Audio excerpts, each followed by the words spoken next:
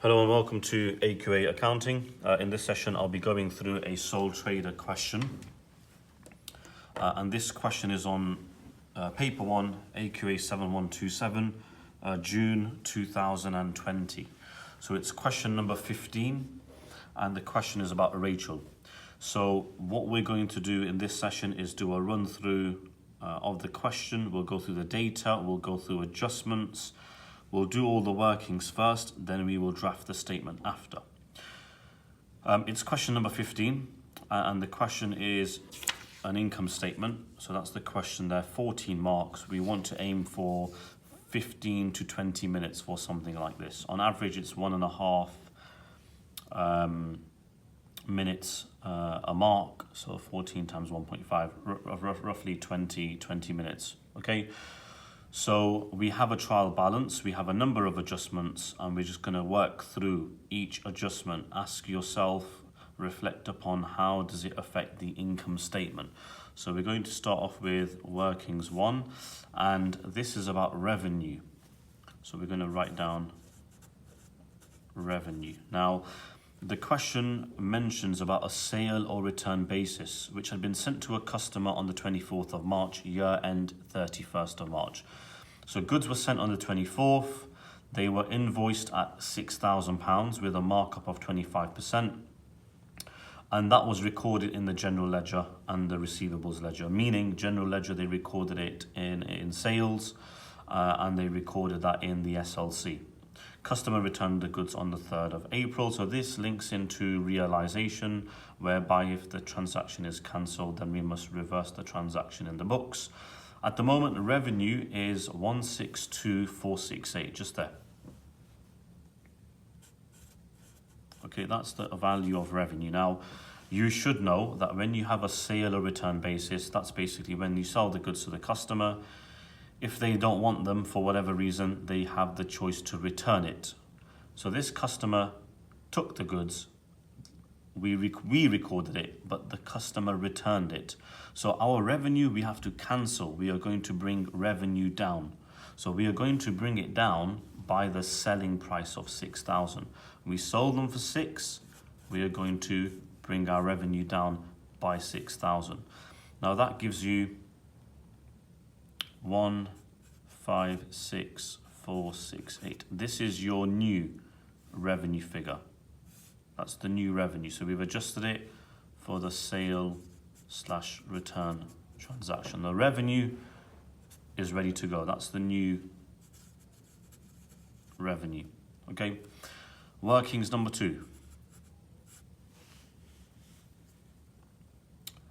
Now workings 2, part of this is where revenue gets cancelled. However, because the goods came back in, closing inventory needs to be adjusted. Now closing inventory in the question is over there, 19,267. So closing stock is 19,267. Now, because the goods came back in, our stock goes up. So we are going to add this into our stock. However, what you can't do is you can't add £6,000. The reason why is because 6,000 is your selling price. You need to find out what the cost price is, because revenue goes down by the selling price. Revenue goes down by the selling price, but closing stock will go up by the cost price. Okay, so I've got a calculator over here, and we're going to put £6,000 in there, and because it's markup, we divide by 1.25, and that gives us £4,800. I'm going to just pop that over there. We're going to add £4,800 to our closing stock. This is the sale or return, and the reason for that is because we do 6,000 divided by 1.25. We have to take off the profit and work out the original markup. Markup always is more than 100% because you add the 25% profit on top. So we got 4,800, 19,267 plus 4,800 is 24 067. This is our closing inventory. Okay, now I had a quick look at number 3 and it said closing inventory. That means something's going on with closing inventory. Another adjustment. So included in this, the 19267, items costing 925, they can be repaired for 160, then they can be sold for 1020. So you should have learned the adjustment for closing inventory. And the formula for this is workings 3, which is new selling price minus cost of repair equals NRV. And we're going to compare NRV to cost, and we choose the one that is lower. Okay, now NSP, the new selling price, these goods, they are damaged, they need to be repaired. We repair them, they can be sold for 1020. But that's how much they can be sold for. The cost of repair is 160. That means 1020 minus 160 is NRV, net realizable value is 860. So 860 is NRV. The original cost is 925. We pick the lower of the two, we're going to go for that one. What does this mean? It means the stock was worth 925. Now it's worth 860, which means stock has gone down in value by £65. What does this mean for the income statement, which is the question that we are doing? It means that the closing stock from here comes 24,067. We are going to reduce it by £65, which means we have 24,002. This is the final value for closing stock, closing inventory. Okay, so we basically have this is ready to go.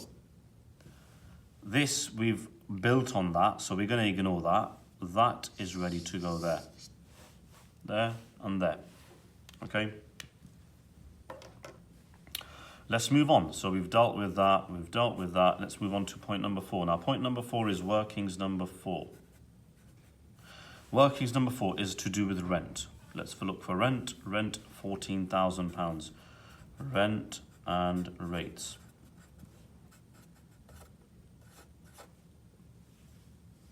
Annual rent was £9,000. And we had paid, this was paid to 31st May 20. What does that mean? We paid £9,000 worth of rent, but we paid up to May. Year end is March. So what comes after March? April and May. We paid 2 months extra. We paid 2 months extra. So what do? We do £9,000. This was for an annual figure, which is divided by 12 times by 2. We've paid for things in advance. You can do that in accounting. You can do that in the real world. However, you must take the additional payment out and put it into next year. So 9,000 divided by 12 times by 2 is 1,500. This is for next year. What do we need to do? If we look at the original figure of 14, okay, remember, this is rent and rates. We don't know, well, what we do know is £9,000 is for the rent up to May. Anyway, it's a combination of both. The point, to keep it simple here, is you have been told this is a prepayment. 9 divided by 12 times 2, £1,500. Let me double check that. 9 divided by 12 times by 2. Yeah, £750 each month. That's for next year. You take it out of this and then you leave it and you account for it next year. So that's basically 12,500. Okay, so just gonna, I know you probably can't see the full thing, but I'm gonna just move the paper up there a bit because I think I've gone out of the box. But 12.5. This is the figure that's ready for rent. Okay, just going to pause there for a moment. Okay, that is within my camera screen, so we're good to go. Anyway, let's move on. I'm gonna turn over. So you could, well, can't use that now. But what I will do is, I've got another sheet.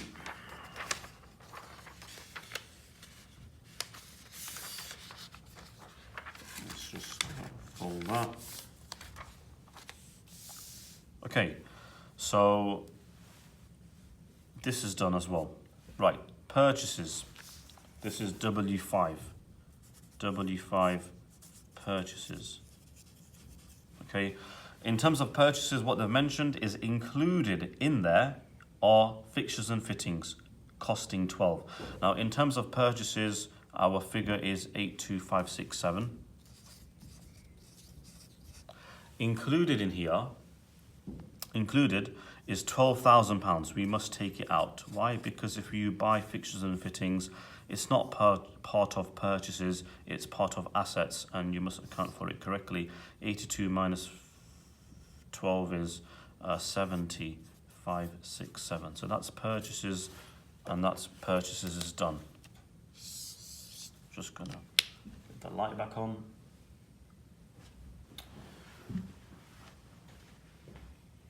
Okay, so that's purchases done, W5.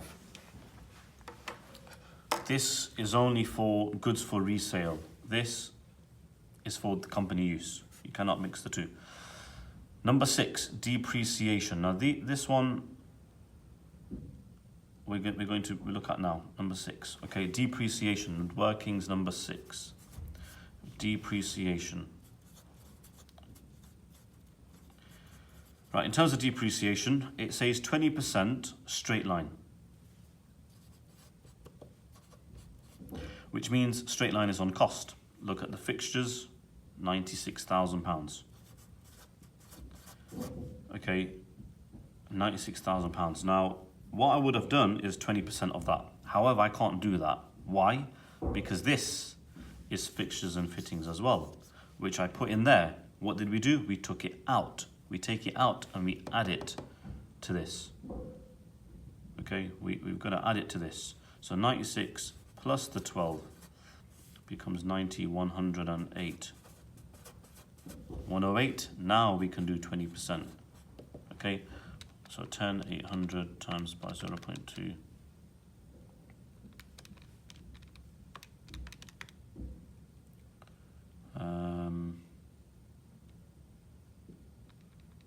Oh, sorry, that's actually a mistake there. And the reason why is because it says time apportioned. So ignore that. Ignore that. That's a mistake that I've made. I didn't read the question carefully. Okay, what we can do, let's rewind again. So depreciation, 20% straight line. 96 is what we have had for the year. This came in. When did it come in? 1st of December. Time apportioned. December, January, February, March. 4 months. So this we're going to have to do 20% times by, what did we say, 4? Times by 4 over 12. This times by 20%, and that's it, 12 months. 12 months, 4 months. Let's do that again. So 96,000 times 0.2 is 19,200. This 12,000 times by 0.2 times by 4 over 12 is 800. Add the two together, 20,000 pounds. This is the depreciation charge. Depreciation charge. Okay, so that one there, what's obviously, well, caught me off guard a little bit is normally we would have done 20% on this, but because we have an addition here, this you have to keep two separate strands. The items you have kept for the whole year, and the items, this is what we have kept, and this is what we have added this year. The additions, we've got to keep it separate. 12 months, 4 months worth of depreciation. Why? We had this for the whole year. This, we bought it during the year, December, 4 months. Okay, so that's basically all the adjustments done. Obviously, you've got one adjustment and you're probably thinking, why am I not doing anything about that? Because it says number 7, a cheque paid to a supplier for £1,500. We paid a supplier. This had not been accounted for. This is a trick. They want to catch you out. You should know, if you pay a supplier, you credit the bank. Bank doesn't affect IS. And if you pay a supplier, you credit the bank and you debit trade payables. But trade payables doesn't come into IS. This is a trick. Okay, what we're going to do is I'm going to start the question now, and I'm going to use, I don't have that much space in terms of, obviously, for this video, so I'll sort of show you in between the question, etc. Okay, now that's going to stay there. So in terms of the question, let's start. So the first thing is we have revenue, which is ready to start with, 156,468. Hard work is done. Now it's just putting the figures in. Right, this is revenue. Then you have the cost of sales section. So you have opening stock. Now opening stock is on the question sheet over there, 16,276 opening stock plus purchases. Purchases is on our working sheet over here. Workings number 5. I'm going to show it to you so you know where it's coming from. Purchases, we have to adjust this, remember? 7567, that's purchases. Then we have closing stock. Let's move that away. Minus closing stock. Closing inventory, closing stock's the same thing. Closing stock is over here. Workings number 3 there. 24,002. And if we do that, we get cost of sales. So let's calculator. 16,276 plus 70,567 minus 24,002 equals 62841. This is our cost of sales. Then we have our gross profit. Gross profit, sales minus costs, 156,468 minus 62841 equals 93627. That's our gross profit. Then we need to look at the data to see if we have any additional income. And we have discounts. Now you've got discounts, you've got 2 columns. One is for the discounts allowed and one is for the discounts received. Now we're going to use the discount received, and that's going to come in here, 820 discounts received. Okay, we're going to add that to give us a final figure. Plus 820 is 94447. That's discounts received. We're going to move on to expenses.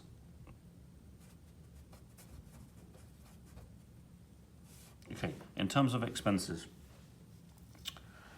obviously, you know, looking at this list, you have discounts allowed.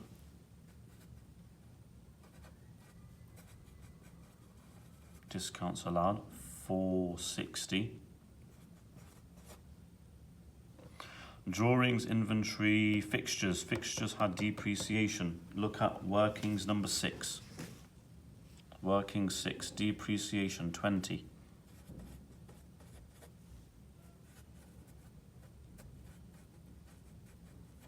Depreciation. Let's go down the list. Purchases, we can ignore. General expenses, 26.5. General expenses, okay. Work through the list. Rent and rates. Remember rent and rates, we had an adjustment for it. We had W4. 12.5 was the figure that we circled. Rent and rates. Rent and rates. Okay, rent and rates. And revenue, trade payables, trade receivables we can ignore. So if we do a quick run through, we have revenue, opening stock, purchases, closing stock. These are all the figures that we worked out. This changed, didn't change, changed, changed. Discount received is what it is. Discount allowed is what it is. Depreciation, we had to work it out. General expenses doesn't change. Rent and rates changes. Why? Because of the prepayment. Now I'm just having a look at my working sheet here. Okay, just have a look at this. Circled, accounted for. Circled, accounted for. Rent and rates, 12.5, accounted for. So I've used all the workings that I've done. Let's look at the next working sheet. We have the purchases, I've used it, and the depreciation I've used. So this should be the end of the question. We're going to check this now. 460 plus 20 plus 26,500 plus 12.5 equals, this equals 59,460 is the total. Now, if we do the 94,447 minus 59,460, we get 34,987, and this is our profit for the year. Okay.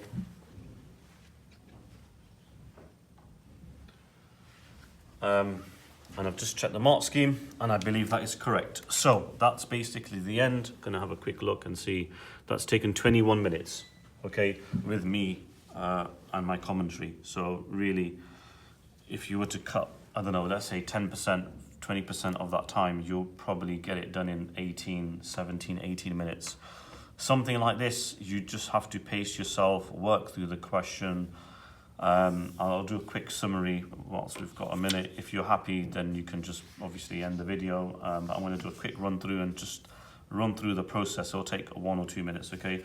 So how do you approach a question like this? So what I would do is exactly this, is go through your workings. Just read number 1, ask yourself, what is it affecting? Does it affect IS or not? Yes, it does. What does it affect? It affects revenue, so we deal with revenue. It affects closing stock, so revenue goes down, closing stock goes up. So you deal with those two. Then you move on to the next one. Point number 3. This is inventory valuation. It's going to affect closing stock, so we deal with closing stock. Write the formula out. NSP minus CR equals NRV. Pick the one that's lower, and obviously ask yourself, closing stock is going down, £65. So I'm going to adjust my closing stock by 65. Okay. Then you move to workings 4, easy, prepayment for 3 months, 14k. We can't write 14 grand. We've got to take it off. We've got to take the prepayment away. So 1.5 becomes 12.5. That's point number 4 done. Then we look at point number 5, and we know that something has been accounted for incorrectly. We take it out. So our purchases is correct. Then working 6, they've put it next to each other, which is nice of them. And obviously for this, what we need to do is depreciation. We would have done 96, 20%, but we've got to add the 12 because the 12 is an addition, and the addition we've had during the year, read the policy, is time apportioned. So we must account for the 4 months only, not the full 12. That's your depreciation charge for the year done. Then the next step, once you've done all your workings, is you start the question. And if you have circled anything like I have, then you can pause. Obviously revenue, we had to adjust. If I do a sort of yes or no, your revenue needed to be adjusted. Closing stock, we didn't need to adjust it. Okay, purchases, yes, we had to adjust. Closing inventory, yes, we had to adjust. That stays as it is, that stays as it is.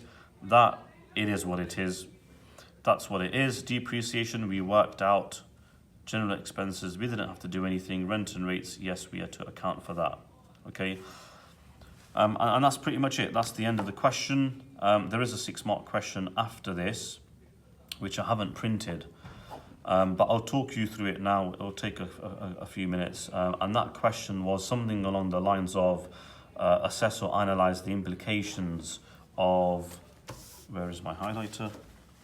Oh, I've moved it somewhere else. It said, the question mentioned about assess the implications of these 2 transactions on the, what impact will they have on the financial statements? positive or negative? Okay, the question was something along the lines of that. So what I would do is I would basically say that this transaction resulted in our revenue falling by 6,000, which meant our closing inventory went up by 4,800 because revenue goes down by the selling price. Closing stock goes up by the cost price. Overall, profit goes down, profit goes up. Overall profit goes down by 1,200. 6 down, 4,800 increase. Overall, 1,200 profit is impacted. The question also mentioned make reference to accounting concepts, and for that one there, that's realization. The reason why we have had to reverse the transaction is because of the concept of realization, which you can explain. That we can only account for transactions in the in which they occur, and when sales are realized. As this sale was not realized because the customer returned the goods, therefore we must adjust the books. So as long as you define what realization is, you put some data in terms of values, revenue goes down, closing stock goes up, this impacts profit overall by, you've secured yourself pretty much that one there.